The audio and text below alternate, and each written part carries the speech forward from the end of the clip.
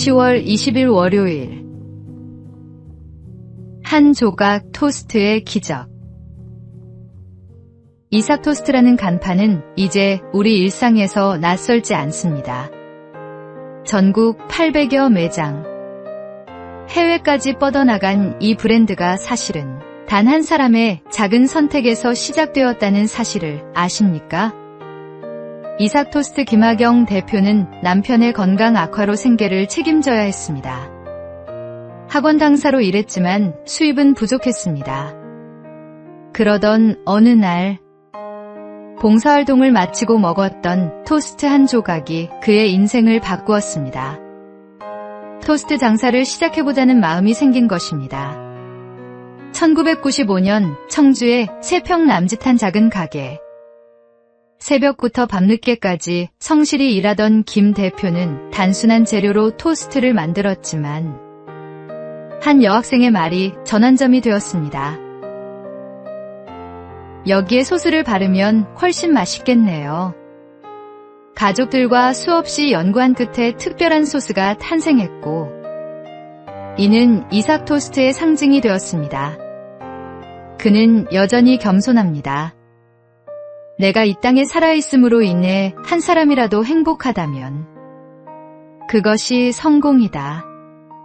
하나님은 때로 한 조각의 토스트, 한 사람의 말, 작은 계기를 통해 새로운 길을 열어주십니다. 오늘의 말씀. 사람이 무엇으로 심든지 그대로 거두리라. 오늘의 만나. 하나님의 손에 붙들린 작은 선택이 세상을 변화시키는 축복의 통로가 될 수 있습니다.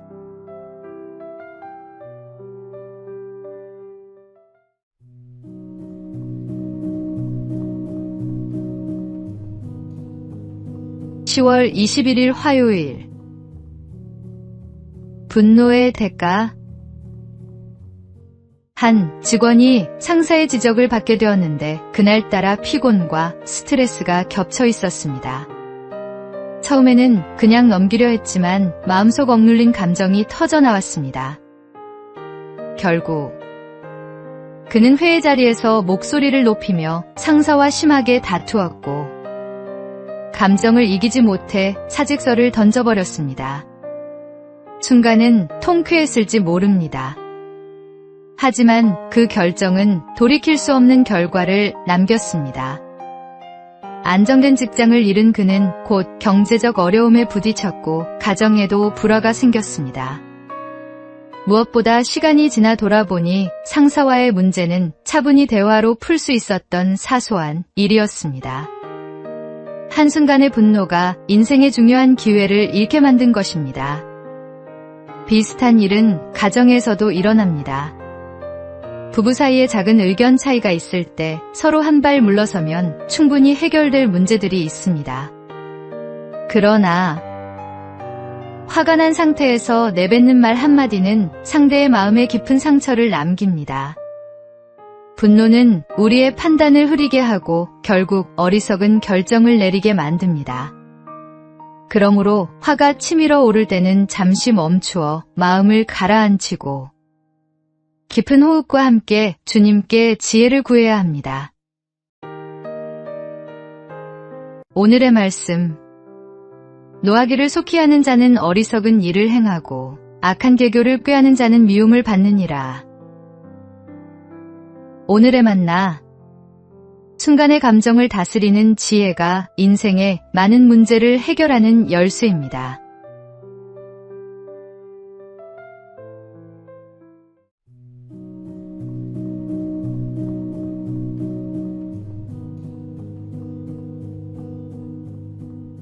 (10월 22일) 수요일.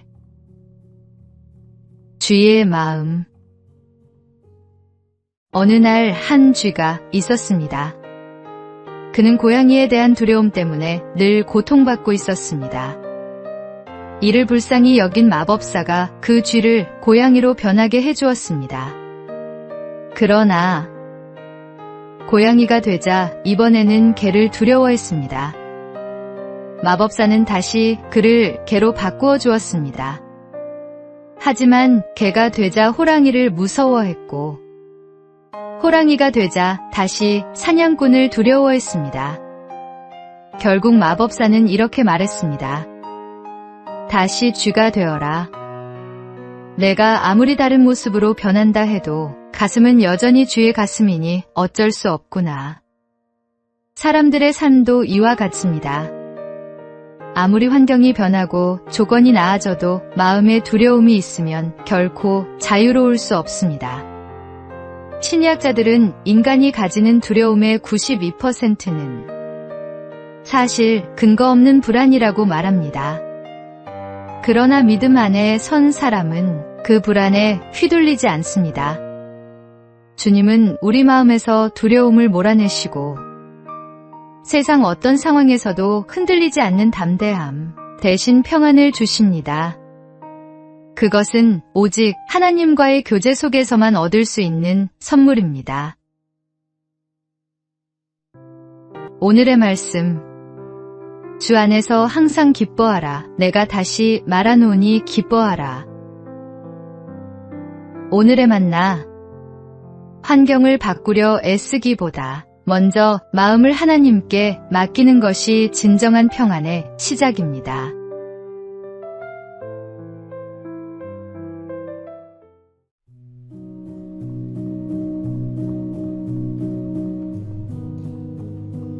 (10월 23일) 목요일. 기도의 성장 단계.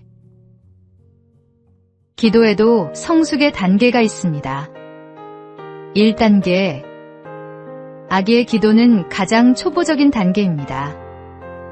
물질적인 것, 눈에 보이는 것을 구하는 기도입니다.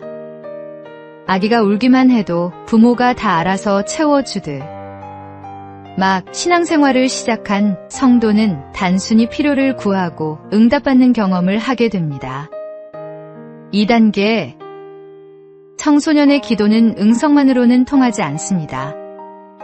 원하는 대로 즉시 응답되지 않고 하나님의 뜻에 맞춰 순종해야 하는 훈련이 시작됩니다. 내 감정과 생각, 시간과 자존심까지 주님의 다스림을 받아야 합니다. 스스로 판단할 수 있지만 여전히 부모의 허락이 필요한 미성년처럼. 이 단계의 기도는 배움과 훈련의 과정입니다. 3단계. 장년의 기도는 성숙한 사랑의 단계입니다.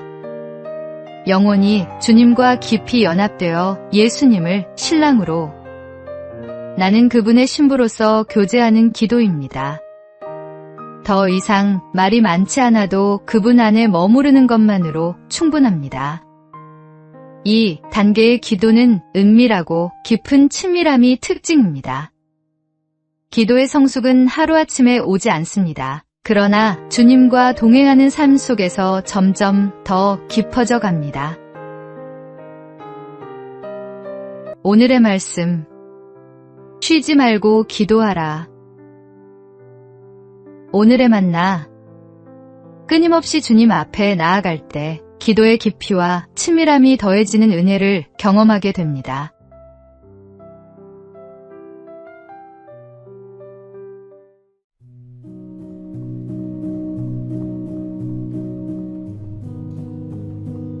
(10월 24일) 금요일. 말씀의 능력. 제가 하나님의 말씀에 사로잡혀 있기에 여기 제가 서 있습니다. 저는 달리 할 수 없습니다. 하나님이여 저를 도우소서. 종교개혁자 마르틴 루터가 보름스 회의에서 남긴 확고한 신앙 고백이었습니다. 그는 성경이 결코 정치적 도구나 개인의 권력을 위해 사용되어서는 안 된다고 믿었습니다. 오직 하나님의 말씀을 선포하고 전하기 위해 존재한다고 확신했습니다. 루터는 로마서를 통해 하나님의 뜻을 발견하고 1517년 95개조 반박문을 게시하며 본격적인 종교개혁의 길을 걸었습니다. 그는 훗날 이렇게 고백했습니다. 나는 오직 하나님의 말씀을 가르치고 설교하고 기록했을 뿐입니다. 그런데 놀라운 일이 일어났습니다. 말씀은 스스로 역사했고 교황의 권세조차 흔들리기 시작했습니다. 이 모든 것은 말씀의 능력 때문입니다. 루터가 종교개혁을 일으킨 이유는 당시 교회가 하나님의 말씀에서 멀어졌기 때문이었습니다. 오늘날도 마찬가지입니다. 아무리 훌륭한 프로그램과 교재가 있어도 말씀에 기초한 신앙이 우선되어야 합니다.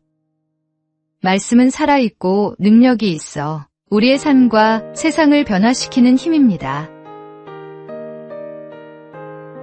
오늘의 말씀. 하나님의 말씀은 살아있고 활력이 있어 좌우의 날선 어떤 검보다도 예리하여 혼과 영과 및 관절과 골수를 찔러 쪼개기까지 하며 또 마음의 생각과 뜻을 판단하나니. 오늘의 만나. 하나님의 말씀 앞에 겸손히 서서 그 능력을 경험하며 살아가는 신앙인이 되기를 소망합니다.